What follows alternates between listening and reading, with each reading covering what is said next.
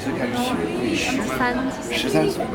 13岁是正式专业的开始学，小时候有唱过。那你父母是不是艺术家？不是，那你怎么想起？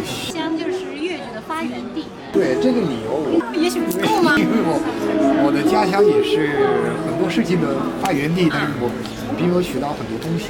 就我小时候可能在小学的时候，觉得你对好像小的时候艺术这块东西给你的会觉得很新鲜、很神奇，在舞台上这种感觉很不一样，就想尝试。真正的欣赏粤剧的人在中国不一样。应该这么说，粤剧曾经是在中国是不能理解吗？理解，因为它是我们的传统文化。一到介绍粤剧就停不下来的君君。通过现在的网络平台，就是宣传的更多了，看到现在很多小朋友也是网络上更多年轻人就是重新认识。一会儿是不是要表演？